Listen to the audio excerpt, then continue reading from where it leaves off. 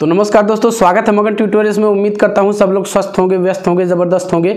दोस्तों KVS PRT की vacancy हम लोग सभी जानते हैं कि आ चुकी है और जैसे ही उसकी ऑफिशियल नोटिफिकेशन आई है दोस्तों, हमें पता चला है कि उसके सिलेबस में कुछ महत्वपूर्ण, बल्कि यूँ कहूँ मैं कि बड़ा बदलाव हो गया है। तो देखिए, हम एग्ज़ाम देने जाते हैं और जब तक उसके हम सिलेबस को नहीं जानते, जब तक पाठ्यक्रम को पूरी तरह से हम समझ नहीं जाते, तब तक उस एग्ज़ाम को क्रैक करना मुश्किल ही नहीं, बल्कि मैं आपसे कहूँ तो नामुमकिन है। तो कौन कौन से बदलाव हैं दोस्तों, वो सारे बदलाव मैं आज आपको बताऊंगा। और पूरी तरह से मैंने सिलेबस जो है, ख़ास करके हिंदी बैकग्राउंड के जो बच्चे हैं उनके लिए मैंने उसको ट्रांसलेट किया हुआ है। और यहीं आपको मैं बता देता हूं कि ये सिलेबस आपको टेलीग्राम चैनल पे भी मिल जाएगा। इसी नाम से टेलीग्राम चैनल है, तो वहाँ से इसका PDF आप लेके और डाउनलोड कर सकते हैं दोस्तों, और उसका अध्ययन कर सकते हैं। तो चलिए सीधे मैं आपको PDF लेके चलता हूँ और यहाँ पे पूरी रूपरेखा, जो परीक्षा की पूरी रूपरेखा है दोस्तों, वो मैं आपको बताऊँगा और स्टेप बाय स्टेप हम देखेंगे कि PDF में आखिर कौन कौन से बदलाव किए गए हैं। चलिए, तो यहाँ पे PDF हमारे सामने है दोस्तों, और मैंने जो ज़रूरी चीज़ें हैं उसको अंडरलाइन करके रखा हुआ है पहले से। The written test is of 180 marks. हम सभी जानते हैं कि पहले ये 150 मार्क्स का होता था, अब ये 180 नंबर का होगा पूरा, और हर क्वेश्चन 1 अंक का होगा दोस्तों। और जो समय मिलेगा 180 मिनट्स का आपको समय भी मिलने वाला है। तो यानी कि अब 3 घंटे का पेपर आपका होगा, और इन 3 घंटों में आपको 180 सवालों के जवाब देने पड़ेंगे। और ऑब्जेक्टिव टाइप के प्रश्न होते हैं दोस्तों, बहुविकल्पीय टाइप के ये प्रश्न होते हैं। तो ये हो गया, ये मोटी रूपरेखा, कितने क्वेश्चन रहेंगे, कितने आपको कितना उसके लिए समय मिलेगा। अब यहाँ पे देख लीजिए, सेक्शन नेम और नेचर ऑफ क्वेश्चंस, मतलब किस नेचर के क्वेश्चंस रहेंगे, जहाँ पे ज़रूरत लगेगी वहाँ पे मैं आपको सारी चीज़ें क्लेरिफाई करता रहूँगा।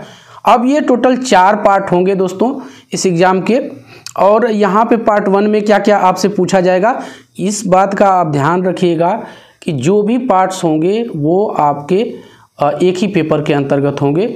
यानी कि आपको कोई अलग से पेपर देने की ज़रूरत नहीं है, पेपर एक ही होगा, कई पार्ट्स में वो डिवाइड होगा। पहले पार्ट में आपसे क्या क्या पूछा जाएगा देख लीजिए। जनरल इंग्लिश पूछी जाएगी आपसे, 10 क्वेश्चंस होंगे। इसके बाद जनरल हिंदी भी पूछी जाएगी आपसे, इसमें भी 10 क्वेश्चंस होंगे। यानी कुल 20 नंबर का आपका ये पूछा जाएगा। प्रोफिशिएंसी इन लैंग्वेजेस, यानी भाषा दक्षता के रूप में आपसे 20 प्रश्न पूछे जाएंगे, जिसमें 10 हिंदी के होंगे और 10 इंग्लिश के होंगे। इसमें नहीं कोई कन्फ्यूज़न है। दूसरा पार्ट है general awareness, reasoning and proficiency in computers. तो ये आपका सामान्य जागरूकता, तर्क शक्ति और कंप्यूटर दक्षता से संबंधित 20 प्रश्न होंगे। ध्यान रखिएगा, 20 क्वेश्चंस पूछे जाएंगे। जनरल अवेयरनेस और करंट अफेयर्स से आपके 10 क्वेश्चंस आएंगे।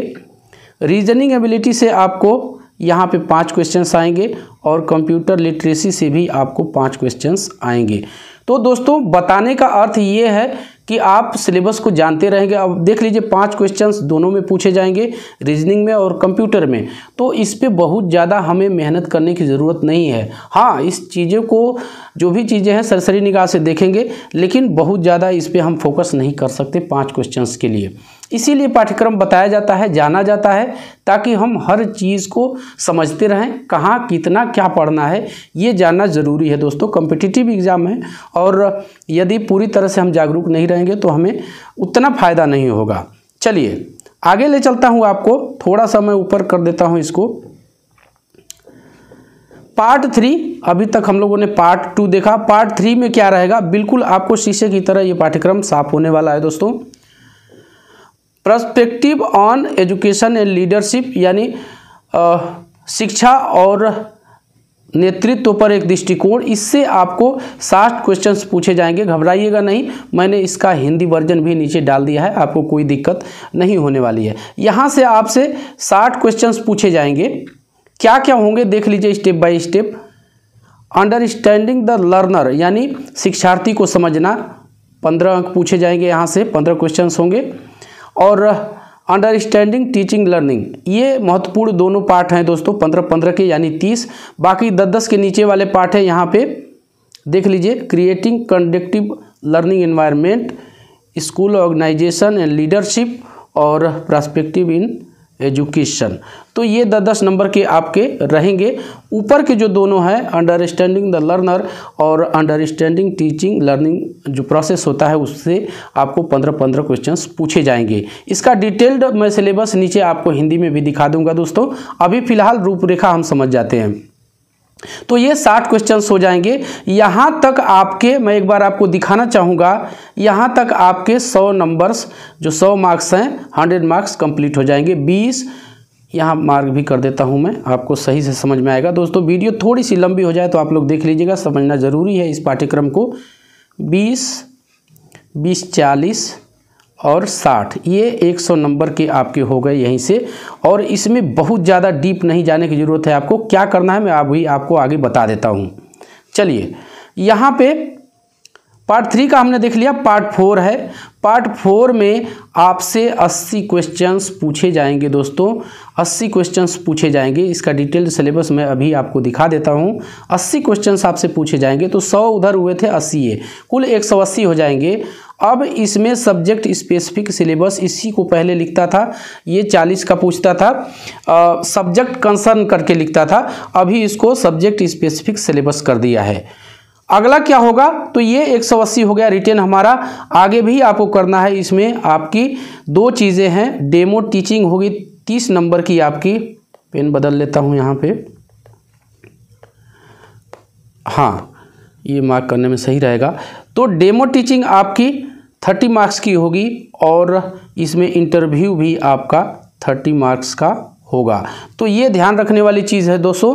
कुल 60 नंबर का आपका पर्सनालिटी से संबंधित, एक तरह से कहें कि इंटरव्यू से संबंधित प्रश्न होंगे। वहाँ पे आपको डेमो टीचिंग भी करके दिखानी होगी और आपका इंटरव्यू भी होगा, कुछ सवाल जवाब वो आपसे करेंगे। तो ये पूरी रूपरेखा है दोस्तों। 180 वो और 60 ये, तो 180 और 60 240 कुल आपके मार्क्स हो जाएंगे इस एग्ज़ाम में। तो इसी तरह से ये होगा। अब वो बात आती है जो मैं आपको कह रहा था यहाँ पे कि पार्ट 3 का आपको मैं पूरी तरह से जो एक वाइड सिलेबस है हिंदी में कन्वर्टेड, वो दिखा देता हूँ आपको यहाँ पे। तो ये नीचे मैंने दे दिया है दोस्तों, ये देख लीजिए, इसी में मैंने मर्ज किया हुआ है सबको। अब ये अलग अलग है पार्ट वाइज। तो पार्ट 1 में जैसा कि हमने देखा 20 क्वेश्चंस रहेंगे, जनरल इंग्लिश रहेगा आपका, जनरल हिंदी रहेगा। अब इसमें क्या क्या है देखिए, बहुत छोटा सा टॉपिक है, इसीलिए मैं आपको कह रहा था reading comprehension, word power, grammar and uses, उसी का बिल्कुल हिंदी रूपांतरण ये है। हिंदी में पठन कौशल, शब्द सामर्थ्य, व्याकरण एवं प्रयुक्ति। तो ये चीज़ें आपसे हिंदी में पूछी जाने वाली है। पार्ट 2 का देख लीजिए। पार्ट 2 में आपसे general awareness and current affairs, reasoning ability, computer literacy. तो यही है आपका, नॉर्मली ये दे दिया है यहाँ पे 3 पार्ट में ये रहेगा, 3 इसका बिंदु दे दिया है। तो ये आपको पढ़ना है। पार्ट 3 का मैंने आपसे कहा था कि यहाँ पे मैंने कन्वर्ट करके हिंदी में दे दिया है। Perspective on education and leadership, यानी शिक्षा और नेतृत्व पर एक दृष्टिकोण, इससे संबंधित है। अंडरस्टैंडिंग द लर्नर, जैसा कि मैं ऊपर दिखा रहा था आपको, यहाँ देख लीजिए मैंने इसका हिंदी वर्जन कर दिया है। ये PDF आपको टेलीग्राम पे दोस्तों मैं अपलोड कर दूंगा। आप हिंदी में कंफर्टेबल हैं तो हिंदी में आप डाउनलोड कर लीजिएगा। यदि आप इंग्लिश में हैं तो इंग्लिश में भी कर सकते हैं। दोनों चीज़ों को मैंने यहाँ पे मर्ज कर दिया है। तो ये चीज़ें हैं यहाँ पे। और देखिए इसका हिंदी है जो हमारा शिक्षा मनोविज्ञान है, बाल विकास और शिक्षा मनोविज्ञान जो हमारा है। तो ये वही चीज़ है बिल्कुल। आपने सीटेट पास किया है दोस्तों तो आपको बहुत ज़्यादा दिक्कत नहीं होगी। फिर भी 2-4 बिंदु जो महत्वपूर्ण है मैं आपको दिखा देता हूँ हर पार्ट के। तो टोटल आपसे 60 नंबर्स के आपके पूछे जाएंगे, 60 नंबर्स के इसमें होंगे। पहला जो पार्ट इसमें ए है वो है शिक्षार्थी को समझना। अब यहाँ पे देख लीजिए विकास, परिपक्वता, विकास की अवधारणा और सिद्धांत, बहस, विकास का अर्थ और चुनौतियाँ। यहाँ जो मेन टॉपिक है शारीरिक, संज्ञानात्मक, सामाजिक, भावनात्मक और नैतिक आदि विकास में विचलन क्यों होता है और इसके निहितार्थ क्या हैं, इन चीज़ों पे आपको विशेष रूप से फोकस करना होगा। बी पार्ट वाले में चलते हैं। तो यहाँ पे टीचिंग लर्निंग को समझना है। हम लोगों ने देखा था, ये भी 15 का पूछा जाता है दोस्तों, ये भी याद रखना है कि कौन सा पार्ट कितने मार्क्स का होता है। चलिए थोड़ा सा इसको मैं ऊपर कर देता हूँ। हाँ, अभी सही से दिखेगा। टीचिंग लर्निंग को समझना, तो इसमें क्या क्या है, सीखने पर सैद्धांतिक दृष्टिकोण, व्यवहारवाद, संज्ञानात्मकता और रचनावाद, इन चीज़ों पे आपको विशेष फोकस करने की ज़रूरत है। बाकी ये पॉइंट्स है दोस्तों। शिक्षक की भूमिका, शिक्षार्थी की भूमिका, छात्र शिक्षक संबंध की प्रकृति क्या है, शिक्षण विधियों का विकल्प, कक्षा का वातावरण, अनुशासन शक्ति आदि की समझ, तो ये चीज़ें इसके अंतर्गत हैं दोस्तों। और ये मैं सारी चीज़ें मैंने कन्वर्ट कर दिया है, तो ये देख सकते हैं। गौ वाला पार्ट पे थोड़ा सा मैं आपको दिखा देता हूँ। यहाँ देख लीजिए, गौ में सीखने के अनुकूल माहौल बनाना, इससे क्वेश्चन बनेंगे दोस्तों, ध्यान रखिएगा, इससे क्वेश्चन बनेंगे। तो विविधता, अक्षमता और समावेशन की अवधारणा, सामाजिक रूप में अक्षमता के निहितार्थ, निर्माण, विकलांगता के प्रकार, उनकी पहचान और हस्तक्षेप। तो इस तरह से प्रश्न आपको पूछे जाएंगे दोस्तों। और जो सब्जेक्ट वाइज हैं वो भी मैं थोड़ा सा आपको दिखा देता हूं। यहाँ पे जो सब्जेक्ट वाइज है, आपसे सब्जेक्ट स्पेसिफिक जो पूछे जाएंगे वो ये है दोस्तों। ये भी पीडीएफ मैं आपको डाल दूंगा, हालांकि इसको मैंने कन्वर्ट नहीं किया है और आपको समझने में दिक्कत भी नहीं होगी जहाँ तक मैं समझता हूँ। यहाँ दे दिया है सब्जेक्ट स्पेसिफिक सिलेबस। अब यहाँ देख लीजिए, ये कहाँ से होगा, तो NCERT CBSE syllabus and text books class 1 to 5। तो जो आपको पढ़ाना है, जो आप पढ़ाने वाले हैं, उससे संबंधित है। और कौन कौन से विषय है, ध्यान देने की चीज़ ये है दोस्तों कि अब आपसे विज्ञान जो है वो नहीं पूछा जाने वाला है। इसमें क्या क्या रहेगा, सबसे पहले वो मैं दिखा देता हूँ आपको। सबसे पहले इसको थोड़ा सा ऊपर कर देता हूँ। सबसे पहले इंग्लिश, दूसरा हिंदी और तीसरा यहाँ पे मैथमेटिक्स और चौथा दोस्तों एनवायरमेंटल साइंस या स्टडीज़ आप कह लीजिए, इन्वायरमेंटल स्टडीज़। तो ये 4 हैं सब्जेक्ट आपको कुल, जो सब्जेक्ट कंसर्न है या सब्जेक्ट वाइज है, जो आपको सब्जेक्ट के रूप में ये पूछे जाएंगे। टोटल 80 क्वेश्चन इसमें होंगे दोस्तों। तो इसकी तैयारी आपको करनी है और अच्छी प्रकार से करनी है दोस्तों। यहाँ पे देख लीजिए, थोड़ा सा मैं इसको, हाँ यहाँ से, तो इंग्लिश में क्या क्या रहेगा, तो देख लीजिए मोटा मोटा मैं 2-4 यहाँ पे पॉइंट्स पढ़ देता हूँ। ग्रामर में क्या क्या रहेगा, nouns, pronouns, adjectives, adverbs, is, am, are, has, have, tense, ये इस तरह के जो भी हम सामान्य एक व्याकरण पढ़ते हैं वही चीज़ें हैं दोस्तों। हिंदी में भी वही संज्ञा, यहाँ पे देख लीजिए व्याकरण ही पूछा जाएगा आपको।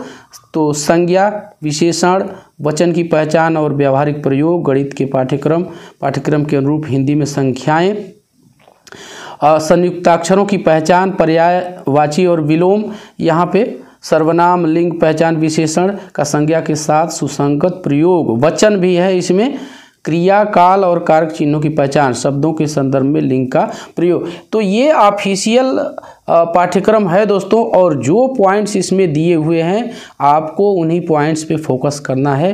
फालतू का आप यदि इधर आप देखिए, इसमें संधि समास का कहीं अता पता नहीं है। यदि आप संधि समास पे टाइम अपना वेस्ट करते हैं तो फिर आपके लिए वो दिक्कत का कारण ही बनेगा। गणित का भी मैं आपको दिखा देता हूँ थोड़ा सा। यहाँ पे गणित का देख लीजिए, शेप्स जैसे त्रिभुज, चतुर्भुज, ये सब होता है। सॉलिड्स आपको पढ़ने हैं।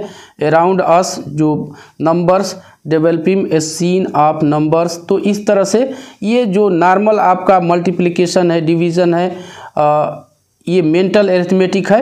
तो इसी तरह के आपका जो सामान्य ये होता है, मेजरमेंट है, length, weight, capacity, volume, time, data.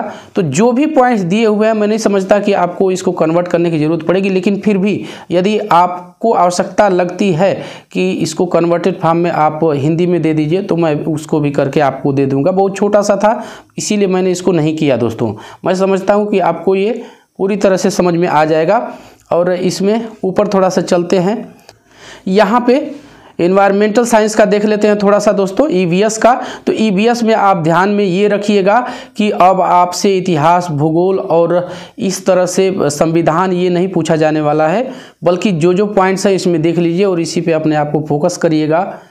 Family and friends, food, shelter यानी जो निवास होता है, वाटर, ट्रेवल है, things we make and do. तो इन्हीं से संबंधित पॉइंट्स पे आप फोकस करिएगा दोस्तों, और यही आपको पढ़ना है, तभी आप अच्छा रिजल्ट इसमें दे पाएंगे और सिलेक्शन ले पाएंगे। तो बस दोस्तों यही था आज की इस वीडियो में। उम्मीद करता हूं कि आपको सिलेबस में जो भी चेंजेस हुए हैं और उसकी क्या प्रकृति है, कहाँ बदलाव है, क्या पढ़ना है, क्या नहीं पढ़ना है, सारी चीज़ें समझ में आ गई होंगी।